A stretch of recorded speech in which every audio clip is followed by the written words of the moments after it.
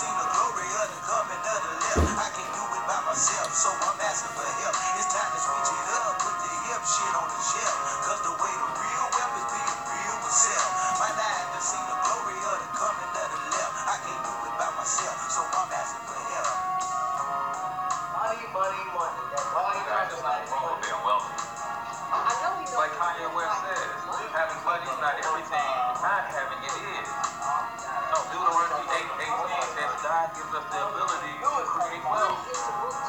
No, it's the love of money that's the root of all evil. You don't like money so much, why you get up and go to work? Yes, I do. And your boss want to do that. My thing you have to say. I'm just trying to leave a legacy for money. It's not everything, but when you got it, you can do some cool stuff.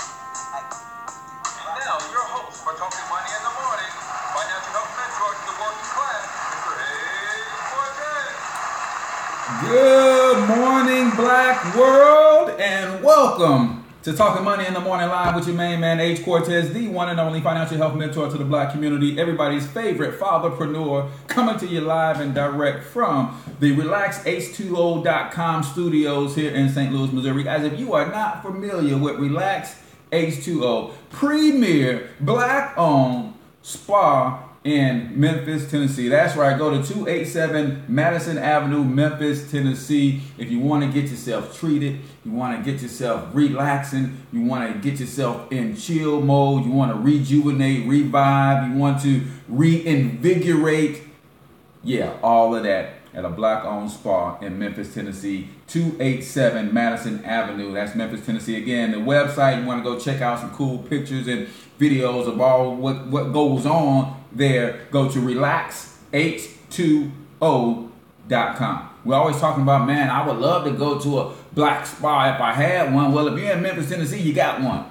Go over there and patronize my brother and sister and let them show you what a real Black-owned business will do, and they will treat you right from the time you walk in the door to the time you leave, and make certain that you are sure to come back. Do me a huge favor. If you're checking this out on YouTube, I want you to go ahead and hit subscribe if you haven't already subscribed to the channel. Also, copy the link for today's show and share it on your favorite social media timeline, whether it's LinkedIn, Instagram, Twitter, wherever you like to share stuff. Share it, and then leave a comment and give me a thumbs up, thumbs down, don't matter. Just let me know your honest opinion of the show. For you guys on Facebook, do the exact same thing. Go ahead and share, and then remind me about mid-show to ask those who come on a little bit later to share as well. We have got to be engaging on a show like this, because this is how we combat the ratchetness. If you don't engage with a show that brings positive love and light every morning, then I can't compete with the world star junk and all that stuff. So you have to be engaging, you have to comment, you have to like, you have to share, so that Facebook will push this type of content out to more and more people. Today's show is also brought to you by the Black Wealth Movement. Guys, if you're not familiar with the Black Wealth Movement, we are literally changing lives all across America with what we do and how we do it. See, financial literacy is like the final frontier for Black people, man. We've conquered everything, guys. Everything we put our mind to, we've conquered. I'm just waiting on more of us to put our mind to money and capitalism. And let's conquer that. So if you're interested in learning more about the Black Wealth Movement, go to www.blackwealthmovement2017.com to learn more about that. Or you can text Black Wealth Movement to 314-874-6887. I'd love to tell you what it is not, and let you determine whether or not it's a good fit for you. Not everybody screaming pro-Black is actually pro-Black. Right? Not everybody is screaming what we need to do in our community is about the work in our community. But if you are, and you're looking for a program, you're looking for a group of people that you can connect with, that's marching down the path of revitalizing our communities, then the Black Wealth Movement is it. So I'm not going to delay any further. I'm super excited to have this particular couple on. And this is our Power Couples speaker series. It highlights couples who are doing amazing things in business, amazing things in their community, but more importantly, they're doing these amazing things together. So got a chance to meet and hang out with this couple weekends back, and I learned so much from them. Super excited to have them on the show. So I'm going to present to some and introduce to others none other than Dr. Jerry and Winter Bobo. How you guys doing this morning? Good morning, good morning, good morning. Now, a lot of you probably already know this couple because they're all over Facebook all the time trying to teach, educate, uplift, motivate, and encourage our people, man. So, how you guys doing this morning? Man, we're good. How are you, sir? I am doing well, doing well. I would hit you with my big word, but you might ask me to spell it. When people ask me how I'm doing, a lot of times I say I'm stupendaculistic, right? That's when you're stupendous, spectacular, fabulous, fantastic, all at the same time. And that's how I live my life, man. I'm stupendaculistic all the time, right? Wow. So tell everybody who you are. Give us a little bit of your background, and then we're going to get right into it today, man. Man, first of all, we just want to say thank you, man. We truly, truly appreciate you, your platform, your influence, and everything that you're doing. I know a lot of times, man, when we do public works like this, and specifically niche and lasered in like you are, that can be a pretty thankless job, man. So allow my wife and I to use two of the least used words in the English vocabulary. Right. And that's thank you, thank you, thank you. Appreciate it, man. Appreciate it. Good. Absolutely. So, well, a little bit, man, real quickly, my wife's background is in social work and human services. I'm a psychologist and mental health therapist by trade. Blessedly, she and I have been gone, man, from corporate America collectively about 15 years, man, since we have, punched that clock for someone else. And, as you stated earlier, we're entrepreneurs. We own several businesses, published authors, motivational speakers. We love the industry of network marketing and multi-level marketing, man. And it has been extremely good to us. In fact, 7 figures a couple of times over. Wow. She's received numerous accolades. I've been the man of the year, and we've been on news, and not because we were wanted. Right. Yeah, every time you go on the news, not necessarily good. So when we were on the news, though, man, it actually was very upbeat and positive, whether it's for our humanitarian works, us being able to open up businesses in a down economy and have those businesses not only survive, but actually thrive. Wow. And we just love people. At the end of the day, we place the people over profits and process, because the people are the process and the people are the profit.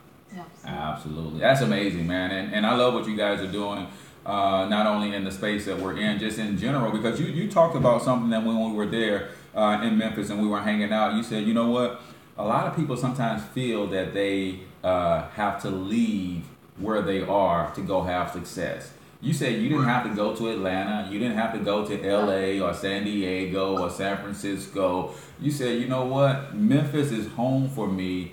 Why can't I build up Memphis? And you started building your empire right there on a couple pieces of prime real estate with businesses thriving right there in Memphis. Why was that so important for you to come to that realization and make success happen where you are? I think for me, man, it was more so of me hearing it so much. My personality type, I'm a Taurus, if you're into that type of thing. Taurus the bull, and man, there are some days, there's some weeks, some months, some years that the bull be in full stride, man. And I just hate for people to try to dictate to me or us, the formula. Here's the formula for success. You gotta move, you gotta have this zip code, you gotta have this area code, you gotta go know this person and know that person, and if you don't do it, and man, it just literally put a fire in us that we were like, hell no, you're not gonna dictate to us. We control where we are. Where we are does not control us, know. And once we did it, the first time we did it, people were amazed, and we were amazed too, because it actually happened a little quicker than we anticipated, and we say this all the time, Cortez, success loves speed. Yes. Success loves speed. The best laid plans are going to fail. I hope all the viewers, realize that, we're not telling you not to plan, But we are telling you, you know, expect those plans to change drastically. Right. So you cannot spend 20 years preparing, right? 20 years preparing. I joke, we speak in school sometimes as well. You know, we love to give back to the community. Right. And we'll mess with the kids every now and then. We'll go, hey, kids, hey, it's 4 frogs on a log. 2 of them contemplated jumping off. How many frogs are on the log? Right. That's good stuff. That's good stuff. Go 2. We go, oh, okay, really? And people go, yeah. They're just thinking about it. Still 4 frogs on the log because they didn't take any action. See, contemplation is not action. Planning is not action. Only execution. Gotcha. Yeah, I love that, man. That's one of my favorite quotes. One of my mentors would always say, you don't ready, aim, fire, you ready, fire, aim. You get yourself ready and you take some action and then you course correct or you aim later.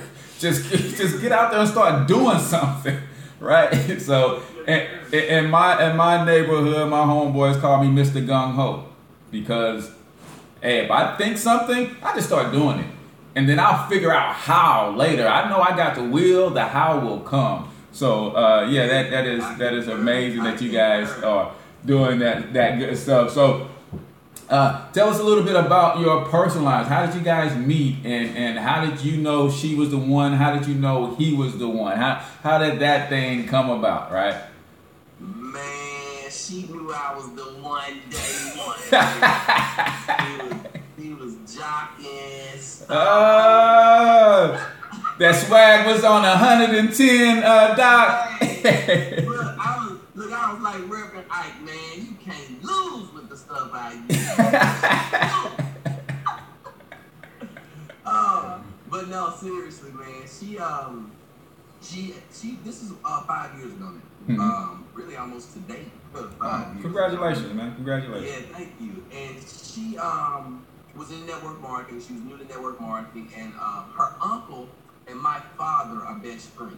Okay. And I didn't even know she existed, right? So her uncle and my father are best friends, and I'm friends with the uncle, and he and I had done some business in the past, and it was really good. He was always impressed with me as a young entrepreneur. And as fate would have it, his niece is bringing him a network marketing opportunity. Right. And the uncle says, I have a friend who's a guru in this stuff. Present it to him. If he likes it, I'll join it. He doesn't have to join it, but he does have to like it. You have to endorse it. If he right. likes it, I'll join it. So she's harassing me to take a look at her MLM opportunity. Right. And so she comes and we meet, and at that particular time, I was going through a lot personally and stuff. In fact, I was coming toward the end of a really long marriage at that time. Okay. And I didn't know at the time when I met her that she had come through a divorce. Her mom had recently passed, and so she doesn't know this about me. I don't know this about her. Right.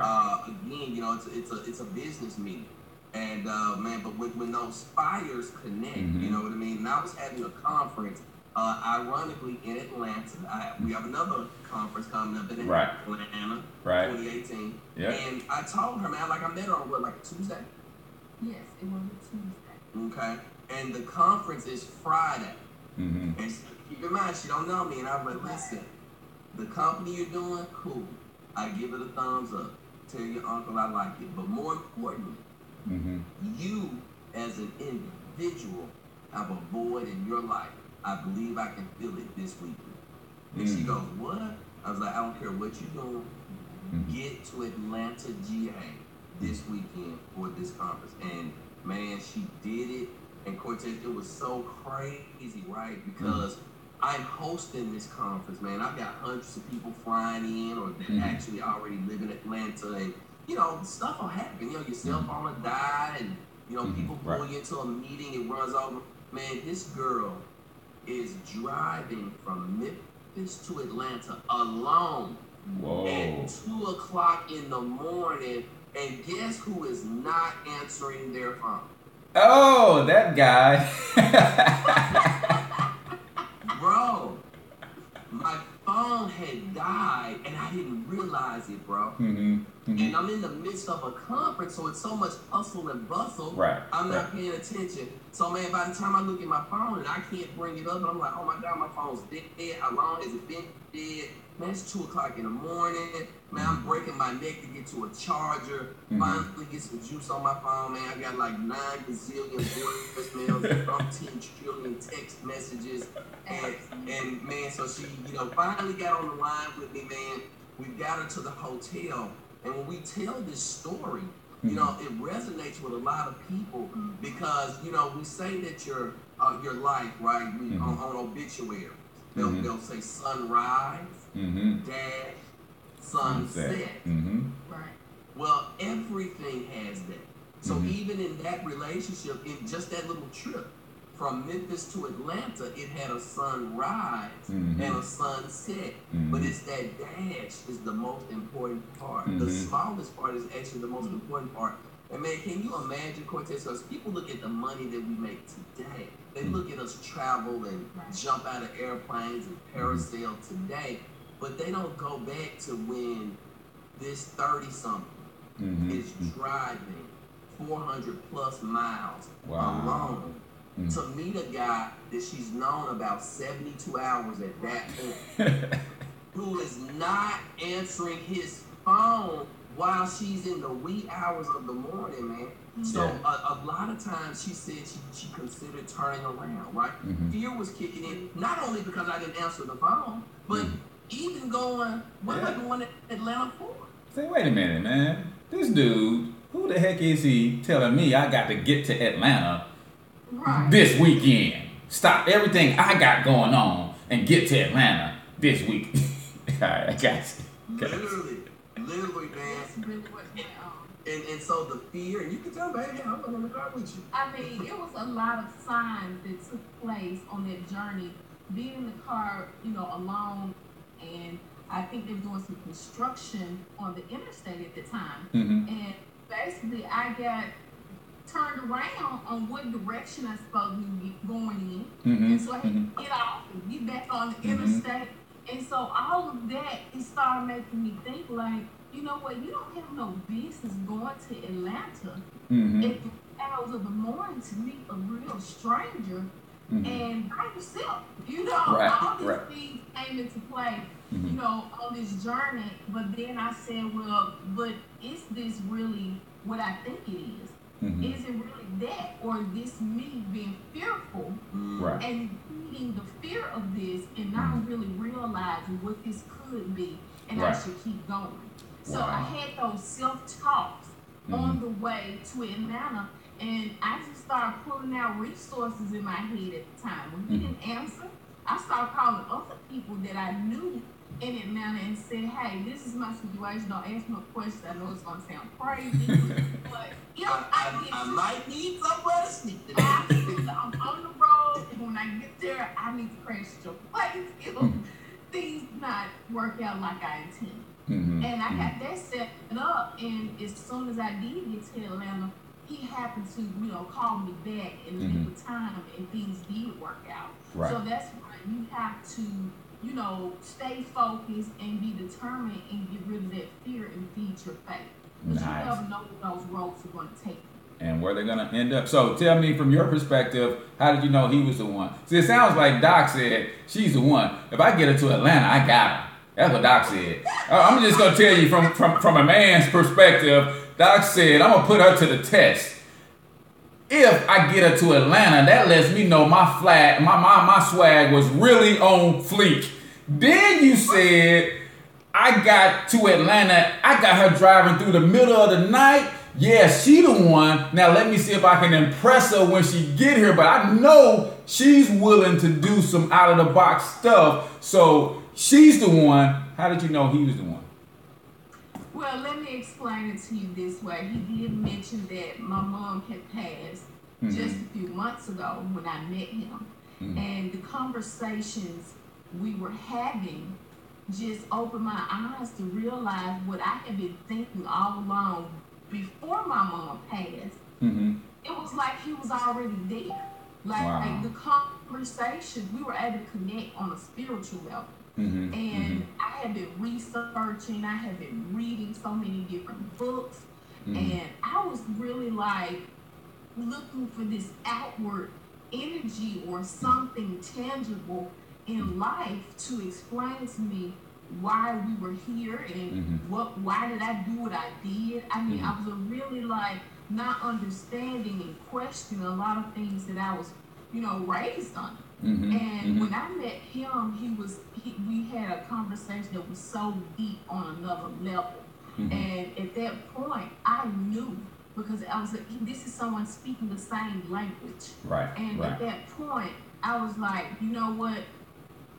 From the beginning to the end, like you just said, it wasn't X's on the calendar. Oh, I have been knowing him a long time. I'm gonna put him under all these tests like I did other relationships, and looking, like, do we meet this check mark? No, I said all that BS was out the window. I was not doing that. And we've been rocking and rolling ever since, and it's been absolutely awesome. That's amazing. That's amazing. So you guys, I mean, we could do another 3 hours just on that little piece right there, man. There's so much in there. You talked about fear and overcoming your fear. You talked about going through some challenges that required some persistence and perseverance, where the average person would have said, man, no. Because look at what came out of overcoming that fear. Lovely relationship, 5 years strong. You guys are together, which is amazing. Who knows where your life would be had you bust that you? Right? So this is real stuff, y'all, that you got to really challenge whether that fear is a false evidence appearing real, or if it's something that you really should be afraid of, right? And then a lot of times your internal mechanisms are just there to say, it's not to paralyze you with fear, but here's a situation that you might want to respect.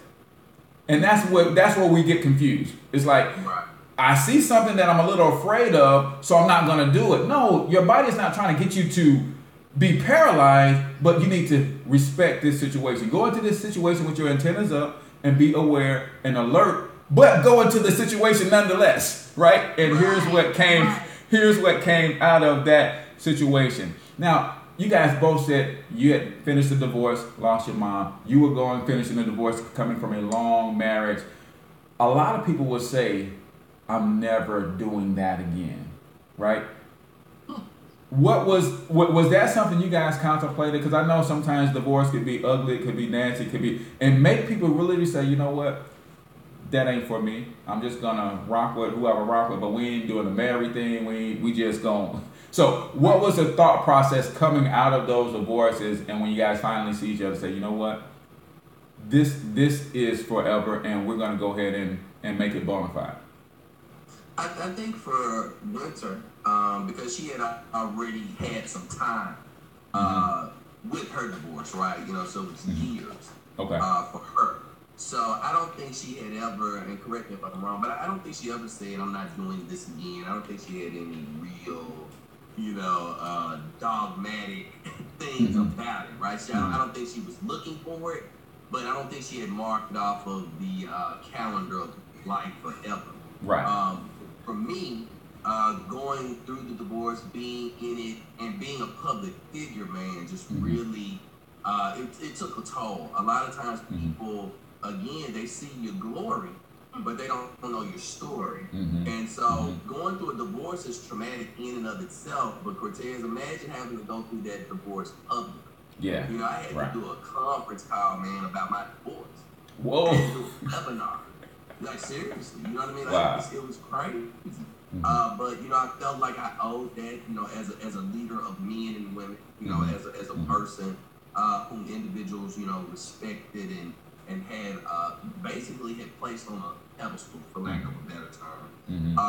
That was just part of the process, man, and I had to go through that. I had to endure that. And, blessedly, my ex, it wasn't nasty in the form of anybody tearing anybody down. It was nasty as it relates to two people that had once loved each other, separate. and that separation involving hundreds, even thousands of people. So that was a lot. And Winter, you know, to come in, man, and be able to really care for me. You know, every Superman needs a Superwoman or a Wonder Woman. And at that particular time, man, it was so fast, it was so furious. I'm gonna go back to my earlier statement. Success loves speed. Right. So it needs that speed through your pain. It needs that speed through your tears. It needs that speed through your doubt. It needs that speed through people ridiculing you. You know, and again, we're talking about, you know, Black power couples, and we can't just always do the Jay and Bay thing. We can't always just do the Will and Jada thing. And no, you know, people that got to know, you know, because during that time period, man, I was even as a mental health therapist, man, I was wrestling with depression. I really was, man. I mean, I had a beautiful home, fully furnished, and I was sleeping on an air mattress next to a king size bed. Wow. Not that it's empty, right? No, there's a gorgeous bed. But because of the depression, man, I'm on an air mattress, and this young lady right here, bro, came and slept on an air mattress with me. Now, somebody may joke and say, well, it still was inside. It was Nick.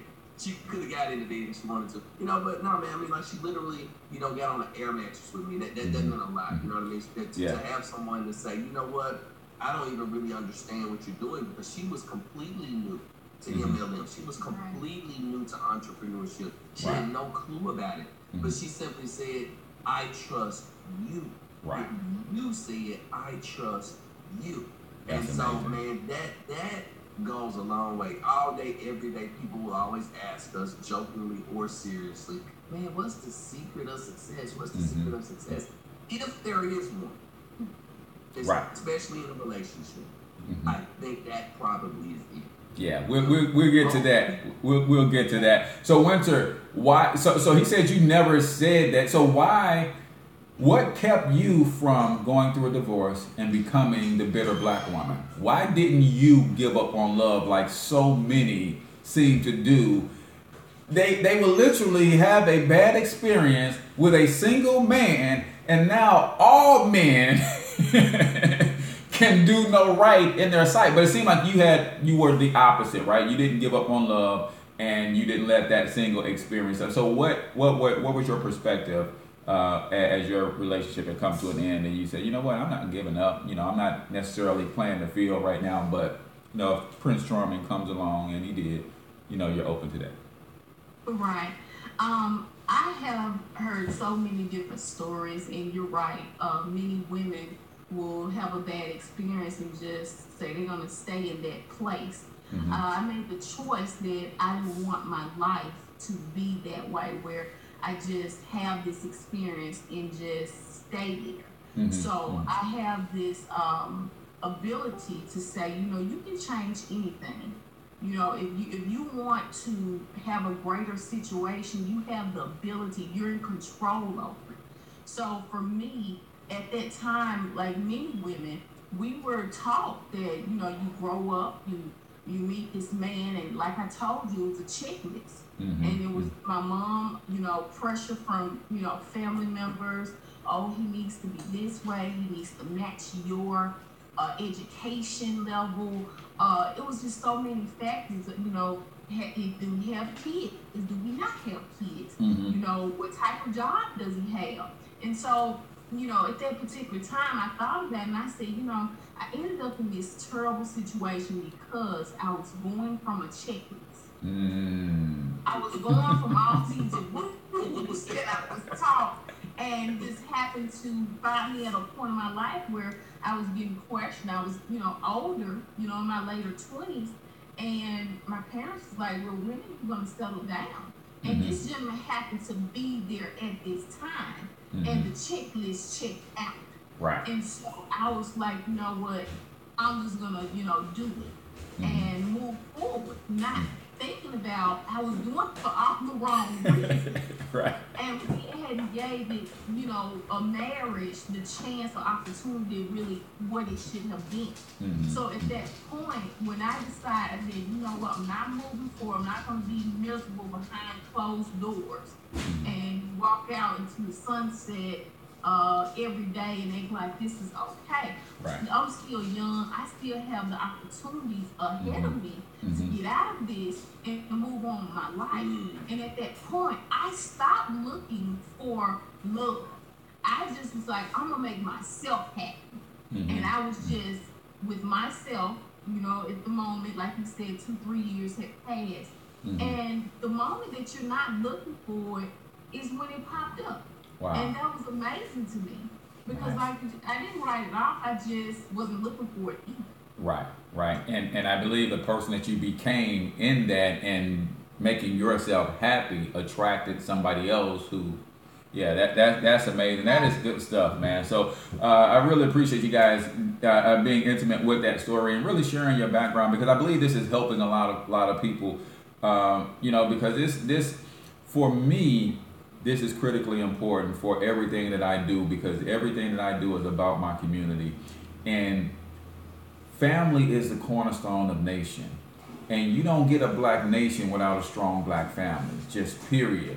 And if we don't learn how to get relationships right, one with another, man with woman, brother and sister, brother and brother, sister and sister, we're never going to build the types of families that can be the cornerstone of the entire nation here in the U.S. So I love to do the Power Couple series because some people have really given up on black love and whether or not it's attainable or achievable for them. And because of that, you know, there's a splintering of the families, man. So I appreciate that. So let's get into this real quick, man. This right here, y'all. So if you guys do not know, Get It All the Way Right by Dr. Jerry and Winter Bobo is their book. And I'm gonna just look at some of the chapters, and then I've got an excerpt that I found that was real profound, and we're gonna ask you to break that down for us a little bit, Doc, and Winter chime in. But Walk in Your Heart was one of the chapters that stood out with me. I was like, walk in your heart, man, that's crazy. I gotta get into that. Another one was Find No Fault. Be 100% responsible is another one. Make Yourself Irresistible was another one that jumped out at me, right? And then we're going to talk about your chapter on the secret to success, right? We're going to talk about that because that's something that a lot of people have. We're going to talk about that. But let me read this excerpt real quick. It says, this one is Smile and the World Smiles With You. This is the chapter that it comes from, right? It says, feelings get so big and real that we take pills, drink alcohol, or even end our lives because we cannot process feelings in a healthy way. How do these simple things get out of hand? In a word, resistance. Rather than opening up to our feelings and letting them pass through, we deny them. By doing so, we trap them and give them a permanent reality in our lives. So from a psychological standpoint, Doc, break that down for us. Talk to us a little bit about the importance of, as a young man, I dealt with molestation and all that kind of stuff, and I would hear people say all the time, get over it. And I'm like, really? That's you don't get over things, but you do have to deal with them. So it sounds like you're saying that when you have those feelings, and it's cool to feel whatever type of way you're feeling, but you have to deal with those feelings. So talk about that and not resting in that place. Because Winter alluded to her divorce. She could have rested in that place and become, you know, some of the, I don't want to call them the bitter black women, but she could have become something that would have not attracted you to her, right? Right, absolutely. How are you feeling right now at this very moment, sir? It's 7:36 a.m. Central Standard. How you feeling right now? Ecstatic, man. I'm always ecstatic. You feel ecstatic. Reach out and touch ecstatic for me. I can't, man. I can't. You can't touch it? Can't grab it, man. No. How does it smell? I have no idea. How's it taste? Don't know. Don't know. Can you punch it for me?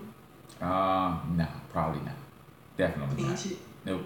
Pinch Not it? at all. Not at all. What color is aesthetic? I mean, I've got some red potion. What color is aesthetic? No idea, man. No idea. No idea. So it's intangible. It's intangible. So the problem occurs when we make it tangible, when we make it concrete, when we don't allow the emotion to be fluid and move and pass, when we internalize it. So whether it's rape, molestation, divorce, depression, whatever it is, it's not the events. We believe that it is. We believe it's what happened to us. And it's not. It's our perception of it, Cortez. What is it I believe about this event? And whatever I believe about it, however I perceive it in my mind, is going to generate feelings. And feelings are the engine that drives behavior. Wow. Right? Wow. So you were very clear and transparent and said that you dealt with molestation. Well, whoever was in your life at that time helped shape how you felt about it. Right. Right. Someone that really understood it was able to swoop in and help you navigate it. Man, excellent. But if someone didn't understand it, and they began to shame you, began to blame you, began to make you feel embarrassed and less than, then that shaped how you viewed that act. Absolutely. So Absolutely. now you have these concrete feelings. Whoa. But you just told me you couldn't touch it. Right. Right. But now it's become concrete inside of you. Wow. And it could hold up so many different things, man. And so all we're saying in the book and all our messages to the world is that people, good, bad, or indifferent, are all doing the best they can with what they have. Right. So we cannot internalize and take everything personal. A person may say, how do I not take being raped personal? How do I not take being molested personal? Right. Because you just happen to be in the wrong place at the wrong time. Right. Not that you did anything wrong. Right. It was a bad situation, but you're not a bad person. Right. It's reframing what happened. It's reframing it. Because how I view it is going to determine how I feel about it. And how I feel about it is going to always determine my actions and my behavior. And all actions and behavior have a consequence. Again, take Winter and I as an example. What was the event? The event is both of us went through a divorce. Millions of other people go through what? Divorce. But what is their belief about their divorce? Oh, their belief system says, oh, I'm nothing. I'm no good. I'm a failure. I'm a sinner. I'm never gonna be anything. I let my parents down. I let my community down. I let the children down. That's their belief. Well, what kind of feelings will that generate? Anxiety, depression, anger, embarrassment, isolation. Well, what kind of behaviors will come from those feelings? Yeah. Does that make sense? That makes a lot of sense. Okay, and then you're going to have some consequences as a result. When we went through divorces, well, what was our beliefs about our divorces? It happened. It happens to the best of us. Tongue and teeth in the same mouth and don't get along all the time. Right. So what were our feelings about that? Nothing.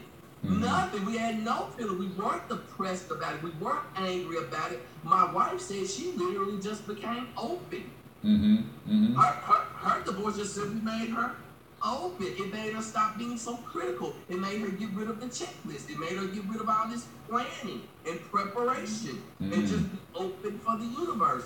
What were the results? What were the consequences? She met a Dr. Jerry M. Bobo.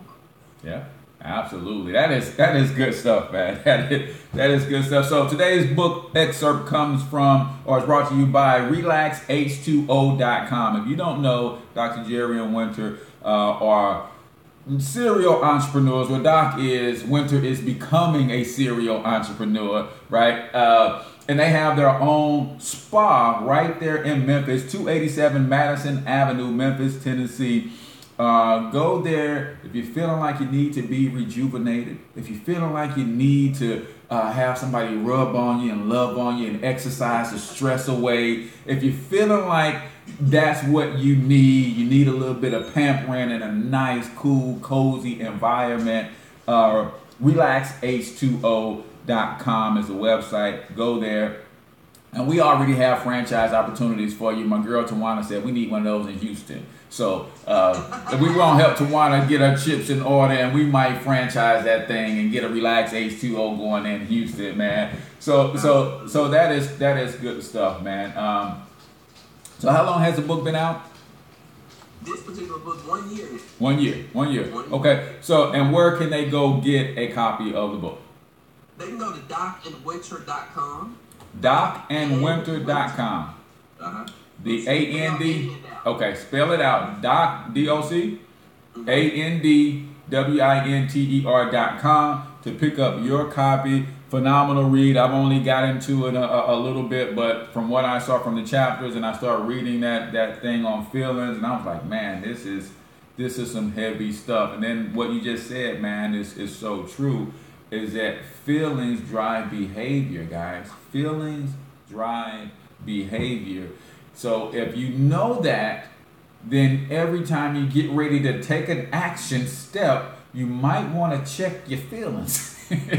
You might want to check your feelings because I think you shared this when we were in Atlanta at the retreats. You think about somebody who is involved in road rage. Somebody cut me off. Now I want to chase this person down and shoot them. Why? Because of how I was feeling when they cut me off. Chances are that same person drives the same roads and people cut them off all the time, and that reaction is different. Why? Because they're feeling different, right? So that's important, man. Check your feelings. So I told you we would get into a little bit of what you think your secret to your success will do.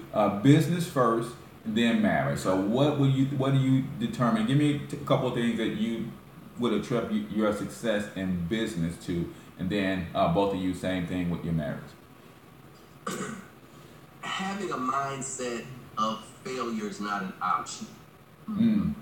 Good. Like failure is not an option. It's especially in the African American community. What we see all the time is this duplicitous, oxymoronic thing where a person says, you know what, I want to open up a business. I want to start a business. I want to be an entrepreneur.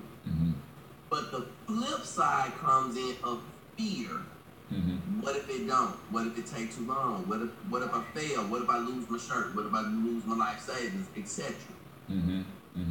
As a result of that being there, they opened the business, but half-heartedly. Right. That's where we get that jack of all trades, master of none thing. That's where, forgive my language, we get that term niggery.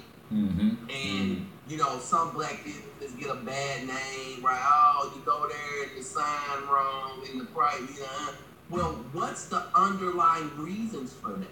So what we've discovered, the underlying reason is the person is afraid to put their all into the business most times. They trying to keep some back. They doing their business with a just in case it don't work mentality. Right. And you can't do that, man. You gotta be all in. You gotta be all in. Yes. All. All with a capital A, capital L, capital L. Seriously, because if you don't, Then you pit-pat Rolodex and pussyfooting around with it. Mm-hmm. And the universe can't respect that. People can't respect that. Leaders can't respect that. The public can't respect that. See, half measures will always avail half result. Wow. Blackophobia. Somebody saying something. My guy AV put blackophobia in the chat, and so we've termed we've coined a term on the show called blackophobia, right? Okay. We know that acrophobia is a fear of heights. Right. Well, blackophobia is black folks' innate fear of heights, meaning fear of their own success. And you're alluding to that is, I don't want to go all in. I'm gonna hold on to my job, just in case this thing don't work. I got this parachute. Nope. Right. When you get into entrepreneurship, Or I got $100,000 cash. Mm-hmm. Right, I got $100,000 cash. Well, I ain't gonna put about 25 of it in my business, just in case. yeah, And you can't do that. Half measures avail us nothing. yeah, absolutely. Winter, you want to take keys to success for the marriage? I would say, I wanted to add one other thing to the Go ahead. business side, because it requires where you're assessing and always reassessing. Like you said, failure is not an option. Right. So with that being said, at that point, you have to always go back to the drawing board. When something is not working, you figure out why it's not working, and you figure out that solution, and you try again, and you go at again and again, time and time after each other.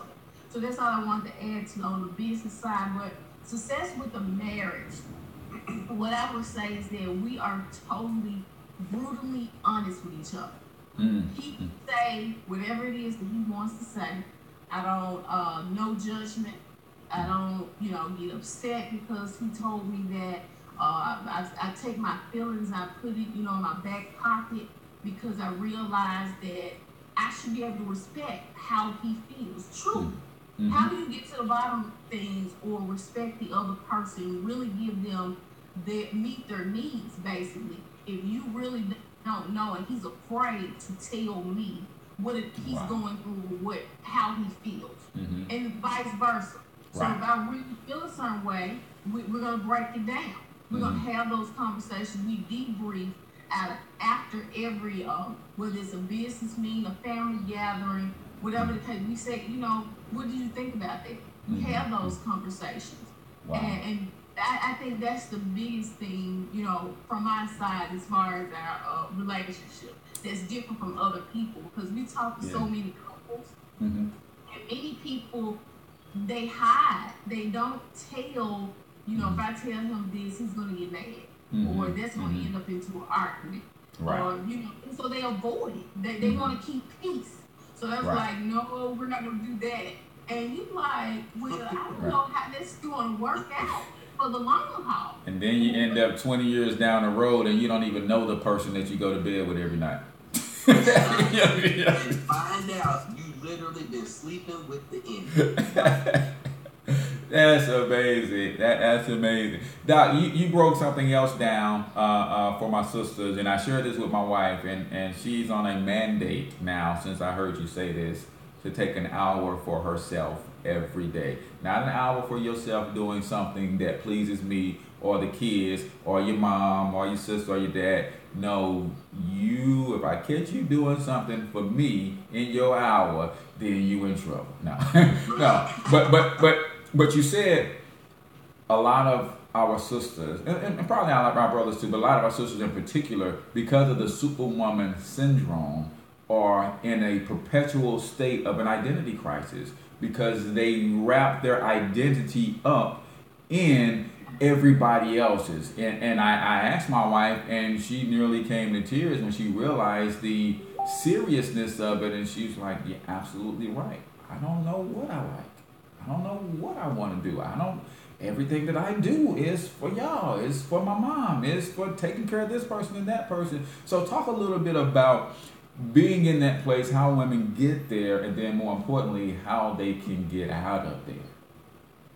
Goes back to our family of origins, right? The family of origin will always, always, always create the belief system. The belief system will generate the operating principles, and the operating principles will always generate behavior. Behavior has consequences. So in the black community, the woman has always been the go-to. She's always been the one with the remedies, the medicine, the shoulder to cry on, what we would call mother wit, that common sense, that women's intuition, right? It's the black woman job. You got to support your man. Now, that has kind of changed in 2017. I'm going back to its origin. Right. Right? Where the black woman was told by any means necessary, you keep your family together. I don't care if he's choking you, he knock your eye out your head. You don't leave your family. So all of the responsibility of taking care of everyone else was instilled in them, and they passed it to their children and to their grandchildren and to their nieces and their sisters. And so what has happened is their identities have become fragmented over time. So now what has happened, I have a mom, I have a Sora, I've got a sister, I've got an aunt, I've got a niece, I've got an employee, I've got an entrepreneur, I've got a choir member, I've got an evangelist, I've got this, I've got that. But who is that person? If you strip away all those titles, all those roles, all those responsibilities, who are you? Right. What do you like? Right. What's your favorite food? What's your favorite destination spot? Right. Vacation spot? Right. If you had $1 million and you can't spend it on anyone else, your purchases have to be for you and only you. The average woman, now there's some exceptions to the rule, not talking about the exceptions, we're talking about the rule. The average woman could not spend that $1 million. Because first thing she's going to go is, I can get a bigger house. And we go, why you want a bigger house? So the kids, I can't make that person. Right. You see what I mean? Right. Oh, I go to Florida. Why you want to go to Florida? Because that's where Disneyland, Oh, I can get a Corvette. Why you want a Corvette? Because my husband's favorite. Right. She can't find out what she likes, what she wants, what she needs, because she's caught up in that hero child trauma. It's a trauma. There's some survival roles that I talk about, and I'm going to go into those in detail in April 2018 in Atlanta in that workshop. But there's some survival roles that develop Cortez that all of us go through, because all of us experience trauma and drama in our families in some shape, form, or fashion, right? Some is super big, others are small. Nevertheless, it's there. And being that hero is one of those survival roles. And then there's the scapegoat, there's the mascot, there's the enabler, there's the lost child. See, all of these are personality types, right, that we develop over time. And that's why a lot of times you see relationships that have been around a long time, 30, 40 years, and one person die, and then the other spouse, they die too, right now. So that, why is that? Because everything had become intermingled, intertwined, and they were so codependent upon one another, then you would remove one, the other one disappears. They literally can't live without each other. Literally. Madonko says guilty. Melanie says she probably couldn't either. So yeah, you got to understand that is a complex, and we have to keep going back. And we talked about before we jumped on camera about my aspirations to really be in media, because our enemy knows that this is a sickness for our women. And they keep perpetuating this superwoman and everybody is aspiring to be this superwoman, and at the cost of losing yourself. And if our women will figure this thing out and become who they were created to be in the first place, they whip this world into shape in a matter of months. And they gotta be in that middle of the road, right? Mm-hmm. Because the enemy polarizes things, mm-hmm. right? Yeah. So on one end of the spectrum, you got the woman being a superhero, mm-hmm. but on the other end of the spectrum, you got some women being a super hoe. Right. Absolutely. Right? Absolutely. Both are unhealthy.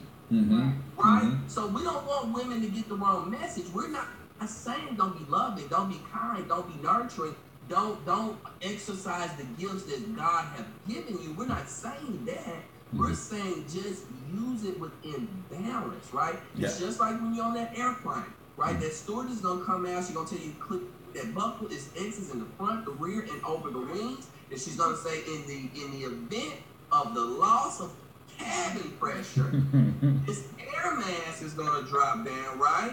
And yep. she's very specific. She says, put your mask on first, then help others. She didn't say put your mask on and sit there. No, put your mask on, help yourself, and then help others. Yeah. So again, it's polarized. Some women are so busy running around putting masks on everybody else, they're dying. Mm-hmm. Then other women on the other end of the spectrum, they'll put their damn mask on and ain't studying no damn mask. They watching everybody die. There's a middle of the road. Absolutely, man. This has been amazing. Guys, we are at the top of the hour. Go to Doc and Winter, DOC and Winter.com to learn more about this amazing couple. You got, other than the spa, I know you got car washes, you got other businesses and stuff in Atlanta. So talk a little bit about that. And then I want you to give us your parting thoughts. Gotcha.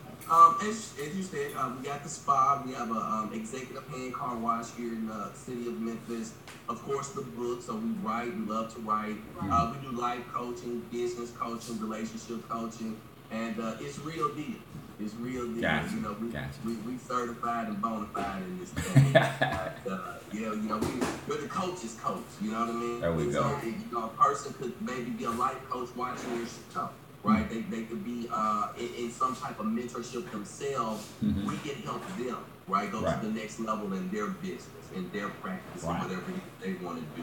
And we just want to encourage everybody. You know, our parting thoughts would probably be this: fear. One hand says it's false evidence appearing real, but harnessed and understood, it could make you face everything in wise. And we're saying to you this morning, it does not matter what has happened in your past. It's already occurred. It has literally passed you by. Tomorrow is not promised to you, but you definitely would be a fool not to prepare for it. Right. But today is your gift. What will you do with your gift, which is why it's called the present, because that's literally what it is.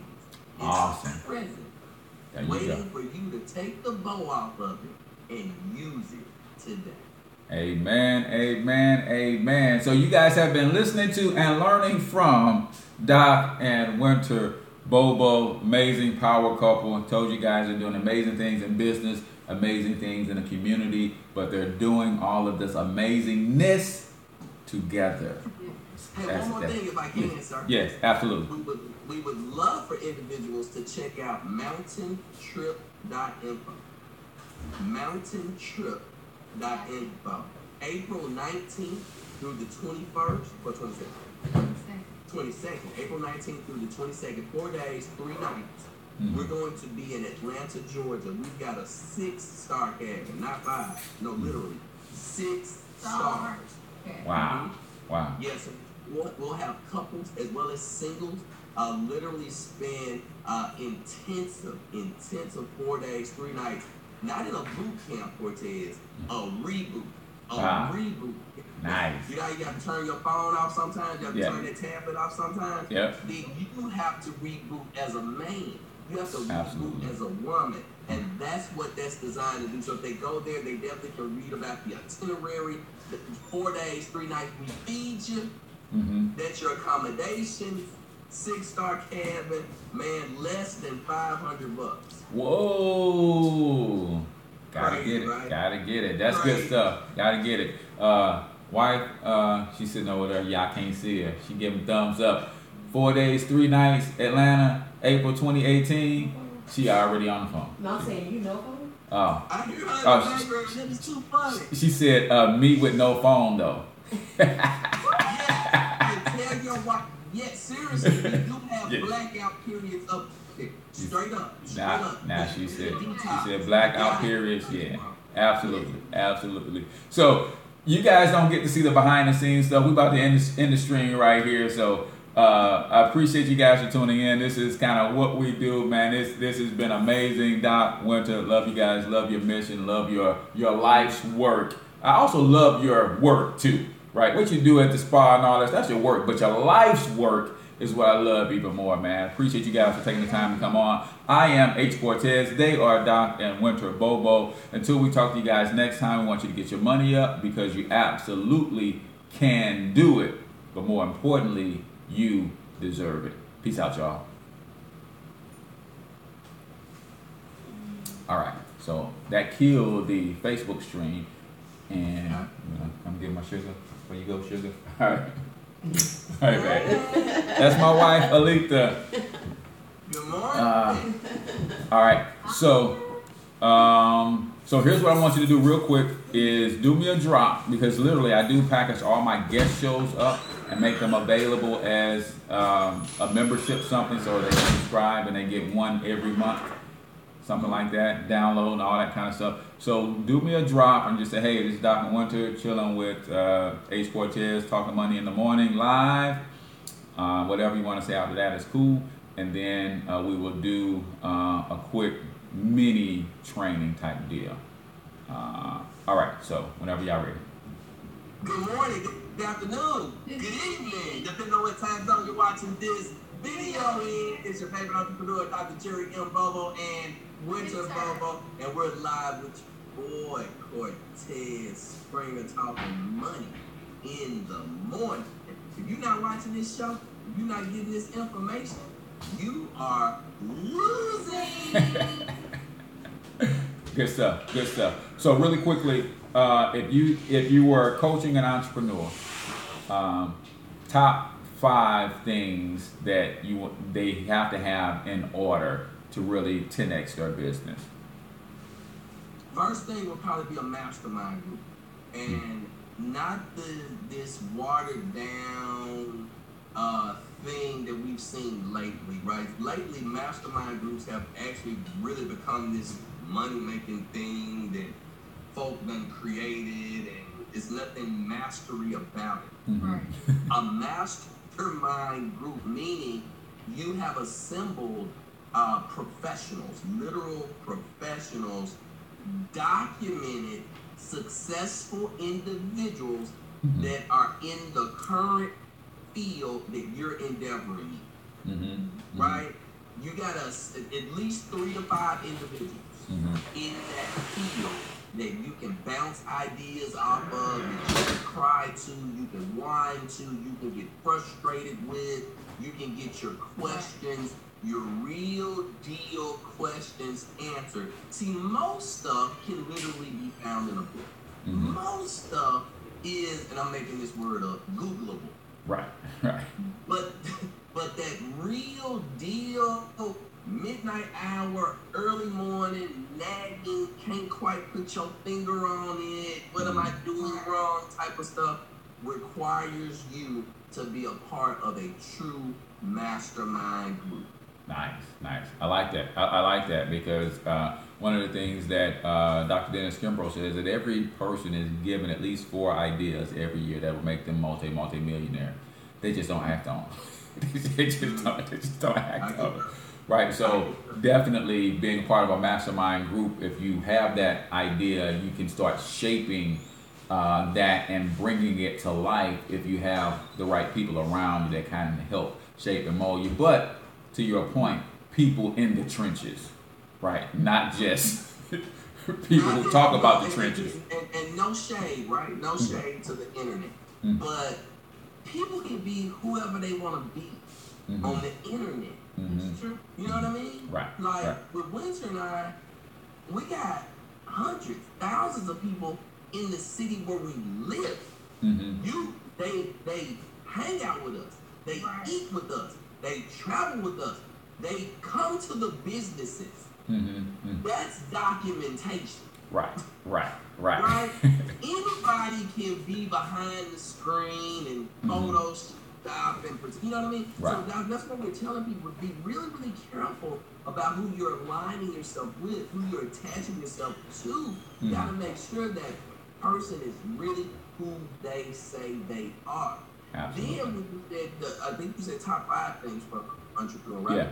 Number 2, you're gonna go through criticism. You gotta go through the criticism. People gonna hate on you. They're gonna attack your success. People are deliberately going to undermine your objectives, your dreams, your goals. You're gonna go through ridicule. You're gonna violently be opposed. Right? You gotta literally expect that. Anything less is crazy on your part. If you believe for 1 second that you're gonna create 6 figures, 7 figures, trailblaze ahead, be the first in your family to do this, the first in your community to do that, to be the expansion guy, to be the pioneer woman, and think that everybody gonna support you, you are insane. So go ahead and prepare for that right here. Right now. Gotcha. All right, that was number 2. Just give me one more. Just give me one more. Watch your money. Watch your money. When the business, don't duct tape your business together. Whatever that business is, MLM or mechanic or plumber, baby, don't duct tape your business. Do right, do good business. Do good business. Do what you say you're gonna do when you say you're gonna do it. Under promise, over deliver. But watch your money. Meaning, what you could be an anomaly, right? They say that it takes 3 to 5 years for the average business to just break even, right? Right. But you could be an anomaly and your business be profitable sooner than that. Right? Just be careful and put that money to the side because you're an exception to the rule. You're not the rule. So something else could be coming along that you can't foresee. So in the event you become profitable early, watch your money. Don't go get the Bentley. Don't go get the Rolls Royce. Don't go get the 10,000 square foot this and that. No. Put your money up. Hold tight. Down for a minute. My grandma would say, get that money and sit down somewhere. Sat down somewhere. Good stuff. So one for you, Winter. My wife is working on a project, book and webinar and traveling event series. And you will probably be the perfect person to go along with her on this mission. Talk to women about what it's like to be married to an entrepreneur. Because that's what this whole thing is going to be about. Go-getter versus no-getter. Wow. Let me ask one question, Dr. You want the naked truth? Always. Or the superficial? No, we don't want the superficial. It's got to be all the way 100. This is for the paid customer, so we got to give them the 100 real. What is it like to really be married to an entrepreneur? I mean, a bona fide, certified go-getter. I heard a little bit of a testimony before when you guys were working on a project, but what is that like from your perspective? New to entrepreneurship, not really that your thing, but what is it like stepping into that world and having to realize and rethink a whole lot of things, because entrepreneurs and people who are non-entrepreneurs think differently. It's just different, not better, not worse, just different. So Talk to the women about that real quick. Well, first thing I'm gonna say is adjustment. If the woman is going to have to adjust and realize her position on the team. You are a unit, and there is no way the entrepreneur can do what they know to do with the other player being this individual. They're an important part on the team still, even regardless, not being the entrepreneur, just getting into the entrepreneurship, but adjustment of saying, you know what, I got to step it up. You got to speed it up. Let me make sure certain things are not questionable for that entrepreneur. I may not be doing it, but I need to put some things in place to make sure he's comfortable, things are taken care of. It's just certain things behind the scene that you're going to have to do. As simple as making sure he speaks. Hey, you need to be getting the water to make sure there's not a point at any time that he's speaking, he is, cotton mouth, like, a dry mouth, period. The setup, you may not be delivering the information, but do you set up the room? Make sure the ambiance is what it needs to be. And so you have to match the tempo of the entrepreneur. You're going to have to get on board to make sure you have the transitions take place like it needs to be. And the other thing is, in entrepreneurship, it is a mindset to shift that takes place.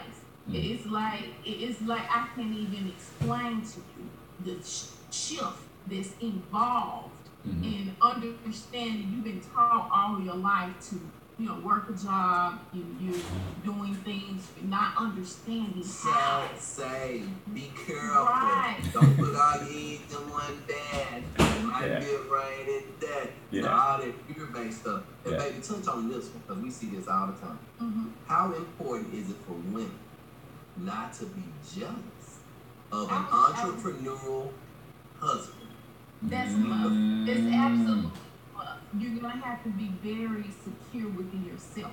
No one can, I don't care what he says, what he does. I don't care if you have certain set of rules that you're trying to give him to go by. It's not going to work. You're going to have to be secure within you to make that thing work. Because there's nothing you're going to hold yourself up as a unit to moving forward if you don't understand that what. Grow up. That's basically you got to grow up. Sure. We've seen people that are in network marketing. They can't recruit women. The man can't recruit women because his wife is jealous and insecure. Yeah, I had two things. I had my wife does this little chuckle right when I'm doing certain things, because she's still 20 years in. She's still amazed at how my mind works, how I think and behave in certain. She's like, I just can't believe you or how are you even thinking that? And then I started doing something, and I started doing something else, and she couldn't understand that all of these problems are being solved at one time. She's like, I would have to do this, complete this task wholly and fully, put all the tools away, then go to the next thing and do that. But you started her, and I'm sitting back watching you, and before it's all done, everything's wrapped up, all problems solved. That's just how we think as entrepreneurs. On the security thing, I had my wife's aunt ask me a very serious question. We did a mastermind here in St. Louis back in April. And most people don't know, but you surely know that network marketing is kind of like the church.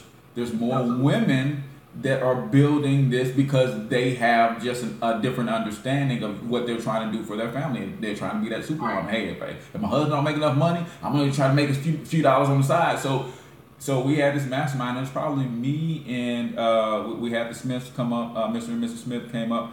And probably 2 or 3 other guys, and it was about 20 or 30 women. And my wife's aunt was sitting back, and she said, well, let me ask you something. This was a couple weeks later after the event, but this has been on her mind for a little while.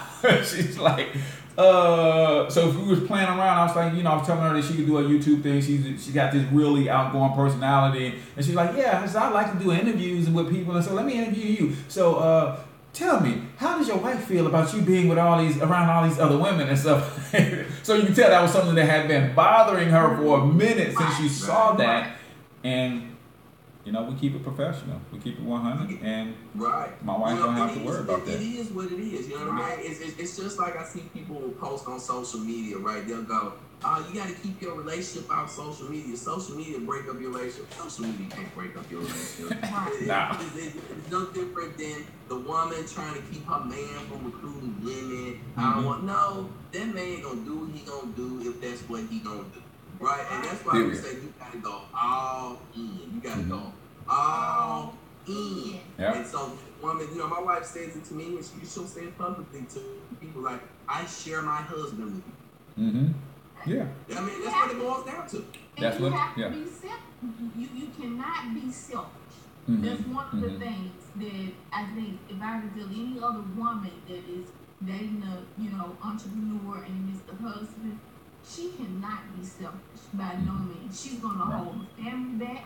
She's gonna hold him back. Hold the business back. Everything. And the thing about it is that how long do you expect that relationship to last under those circumstances? Right. So you telling me you think he's gonna continue to bottle up and just cram in his guilt or his particular entrepreneur spirit to try to satisfy? And he's aligning at heart to be an entrepreneur. That's not gonna work. So you gotta make a decision, and like he said, go all in or go home. One, two. What are you gonna do?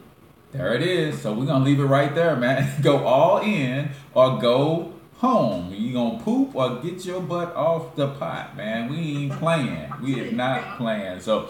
Yeah, that is something serious, but I'm going to have her reach out to you about that project. She's actually starting to formulate the book and all that kind of stuff, man, but I thought that would be a good thing for her because, people ask her all the time, it's like, man, what is it? He never sleeps, so what do you do? And it's like, hey, I'm the reason that he can not sleep and still be sane. Absolutely. That's it right there. So I appreciate you guys again for jumping on. I know it's early for you guys, so thanks once again. And I'm looking forward to the trip in April, man. I think I got confirmation from the little lady that we're in, so we'll go to the site and get all that stuff squared away, man. But again, thanks so much for all that you do. And you guys are 4 hours down the road, man. So she might need to, on one of her hours per day, we might have to drive 4 hours so she can do her 1 hour. And then you guys in St. Louis, right? We're in St. Louis, yeah. It would be better for us to come to you. I'm talking for the spa, but yeah, you guys can always jump up. Look, we talking about so we can come up there. Yeah, right. Good deal.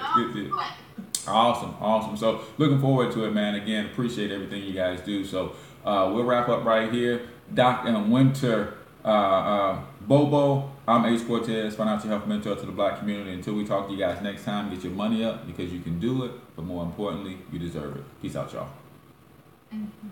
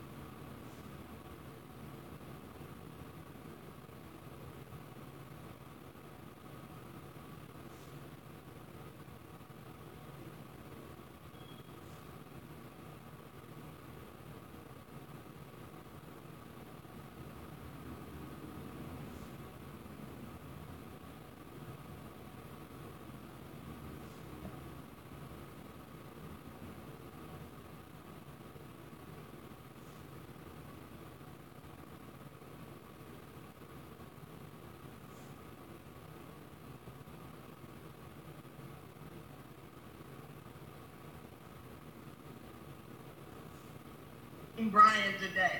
That's on the page. And you pull back this, yeah. Horrible. What in the hell? I'm saying. Oh my God. One of the points that we bring up and we labor it recklessly is that this is an amazing book. The chapter headings suck with the capital He just suck. never figured out how to write. Suck with the capital suck. His chapter headings never go. Like what? Well, you did the It same blows us person away. write this shit? It What blows the us hell? away. Excuse me for those with sensitive. After we read this chapter, this So chapter's what only is one it? page. Yeah. Okay, this is what we're going to do today. What we gonna do? We're going to read that chapter, and then we're going to tell you the title of the chapter that's in the book. And you tell me if you think that goes. Yeah, we're gonna read it, and this time we're gonna let you weigh in. All right, So go ahead. Ready? Read. One day, a hunter came across a bear in the woods. The bear said to the hunter, "I want a full stomach." The hunter responded, "I want a fur coat." "Let's compromise," suggested the bear, and promptly ate the man. As a result, they both got what they wanted. The bear went away with a full stomach, and the man went away wrapped in fur. Did they really both get what they wanted? No. They both didn't get what they really They didn't. Good morning, Carlisa. So I guess I'll finish reading right now, but go ahead. Yeah, I wanted to catch up here. Okay. Elena says, I went there. You knee on my football field and cause controversy, and you will be terminated. Some sort of way. I'm not having it. Knee somewhere else. Dang, Elena is reckless. She said, no damn knees over him. What's the controversy, Elena? What's the controversy? What's the controversy? Okay. Are you telling me I can't exercise my First Amendment right? How many amendment right? This is the first one. Okay, the right to peacefully protest, the right to speak. That's the First Amendment.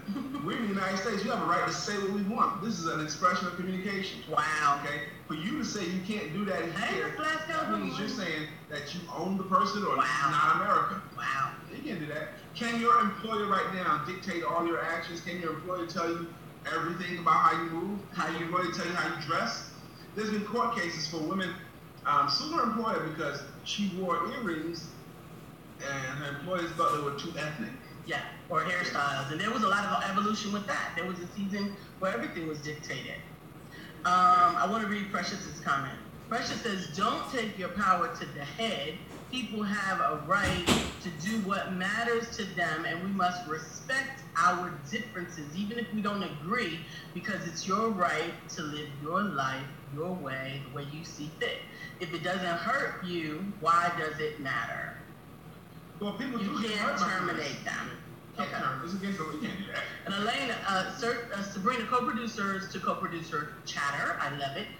Sabrina says, Elena, just keep in mind that you will have a lawsuit on your hands if you terminate for those reasons. Really? Amen. And Precious says, you have no company if you have no workers, and that's why it's so important. You are the boss of your company, not of your employees. Amen. That's been proven in court as well. Amen. Elena says, you exercise on your own paycheck and money, not mine. If I'm paying you, you are being a distraction. I would love to see the entire Dallas Cowboys team take a knee during the anthem and then shut their coach up because good morning, Zeba. First off, the league won't let you fire all your players, okay? The league won't let you because you have game schedules and you gotta put them on the field to play. Yeah. Okay? You might try to hurt them in another way, maybe fine them or something. Good morning, champion. Good morning, Valerie. How are you? She says, good glorious morning, empowerment duo. I do. I give her, that's my theme music. Champion. Amen. Ready? Read. The hunter. The hunter learned the lesson of compromise. When having to choose between the lesser of two evils, choose neither. Neither. When you have to choose the lesser of two evils, choose neither. Is what Pastor John Mason wrote. Now, when I first read that, I was thinking, I don't know. I don't know if I want to do that. Go ahead. Yeah, but I think you came around. I came around as I read more. Yeah. In Deuteronomy 30:19, the Lord says to his